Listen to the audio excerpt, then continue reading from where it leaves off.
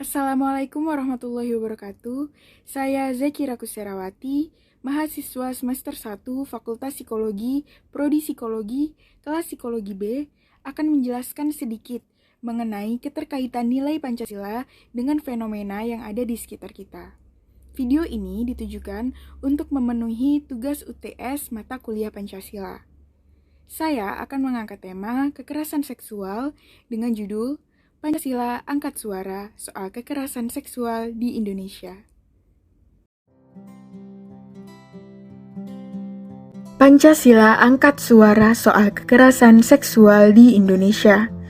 Menurut naskah akademik Rancangan Undang-Undang tentang Penghapusan Kekerasan Seksual oleh Komnas Perempuan, kekerasan seksual adalah setiap perbuatan merendahkan, menghina, menyerang, atau tindakan lainnya terhadap fisik maupun psikis yang terkait dengan hasrat seksual seseorang yang dilakukan secara paksa dan menyebabkan seseorang tidak mampu memberikan persetujuan, bahkan melawan karena ketimpangan kuasa.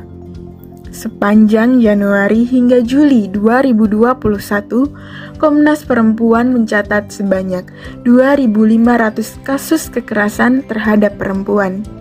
Angka ini terus melonjak naik, bahkan melampaui kasus kekerasan yang terjadi pada tahun 2020. Tidak hanya itu, Komisi Perlindungan Anak Indonesia mencatat 2.316 pengaduan kekerasan seksual pada anak sepanjang periode Januari hingga Juni 2021. Seolah tak puas dengan korban yang hanya terbatas pada perempuan dan anak-anak, para manusia haus nafsu ini juga menyerang laki-laki. Berdasarkan survei dari Koalisi Ruang Publik Aman, 1 dari 10 laki-laki pernah mengalami pelecehan, bahkan kekerasan seksual di ruang publik. Kekerasan seksual menjadi momok yang dapat menyerang siapapun, tak memandang gender, laki-laki ataupun perempuan, tak mengenal usia, baik anak-anak, remaja hingga dewasa, pun tak pernah mengenal tempat, waktu, situasi, dan kondisi. Kekerasan seksual tak memandang seperti apa cara perempuan berpakaian, tak memandang malam ataupun siang, tak memandang sepi maupun ramai.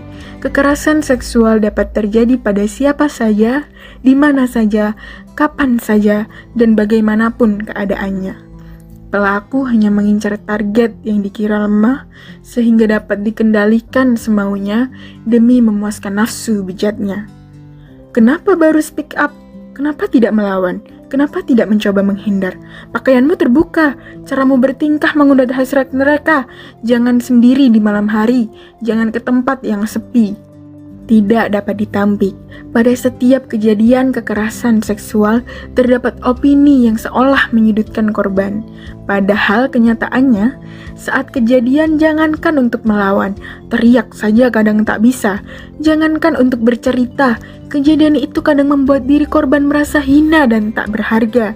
Jangankan memakai pakaian yang terbuka, pakaian tertutup saja bisa menjadi korbannya.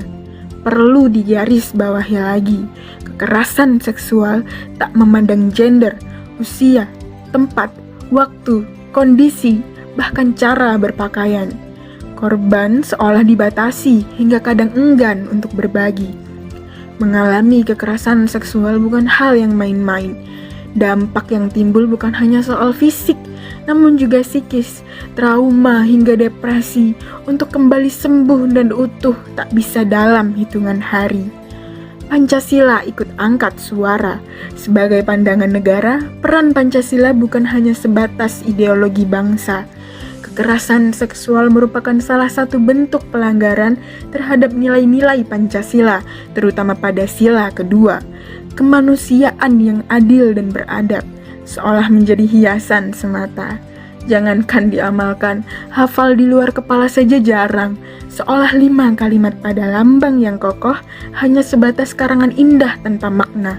Padahal nyatanya, Pancasila bukan sekedar ideologi bangsa, namun juga soal pandangan dan pedoman untuk setiap tingkah. Setiap silanya jelas dan memiliki tujuan yang terarah. Kemanusiaan yang adil dan beradab memiliki arti bahwa setiap masyarakat harus mendapatkan kesempatan yang sama dalam memperoleh hak-haknya, termasuk hak untuk merasa nyaman dan aman dalam menjalani kehidupannya.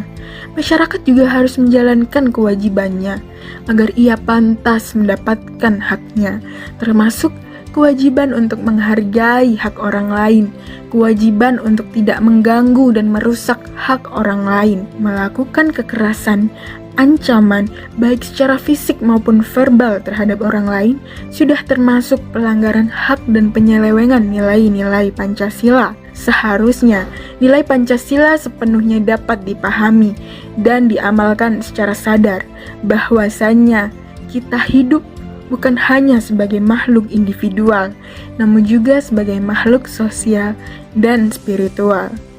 Oleh karena itu, sebagai bangsa yang peduli dengan hukum, sudah sepatutnya nilai-nilai Pancasila dijadikan sebagai pandangan dalam berperilaku, bukan hanya sekedar diucapkan dalam lisan, namun juga diimplementasikan dalam setiap sendi kehidupan. Mari hargai sesama.